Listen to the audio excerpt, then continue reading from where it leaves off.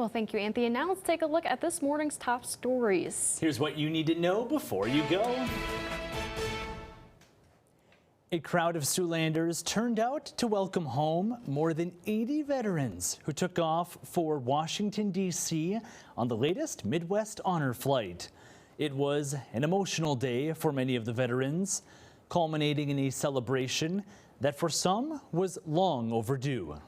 This is a lot different than the one I had the first time when I came home from Vietnam.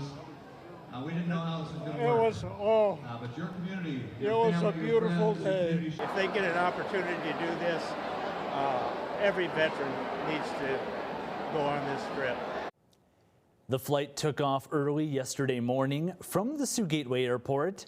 The group was able to visit several of the war memorials in Washington, D.C., including those built in their own honor. The CEO of Midwest Honor Flight says it's thanks to the community that these trips can happen.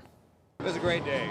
We were so thankful for so many supporters throughout the community area, here in the Siouxland area, to give their time, their efforts, their donations to make it possible for this flight today.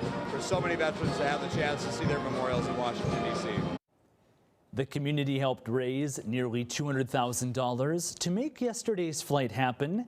Van Beek adds, so many Siouxlanders turning out to welcome the veterans home made for an incredible end to the day. You know, it was quite a crowd to see. We didn't know if there'd be 12 people or 1,200 people that showed up tonight, and Siouxland certainly showed up to make this welcome home a special event for our veterans on flight today. If you're interested in learning more about Midwest Honor Flight, supporting their mission, or even applying for a future trip, well, you can find more info on their website. Go to midwesthonorflight.org. And elsewhere in the metro, the Woodbury County Board of Supervisors considered several capital improvement projects for the upcoming fiscal year. Supervisors discussed how some of the projects could be paid for using funds from previous capital improvement program or CIP budgets that were not spent. Board Chairman Dan Bittinger tells us the move would increase the chances of approval for additional project requests in the coming fiscal year.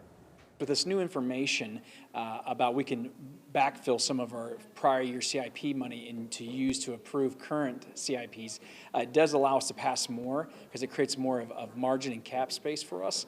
And it's been great. Our new budget and finance director, Ryan Erickson, has been very good at finding some of those savings and just clarifying what has been spent and unspent, which has been very useful to the board.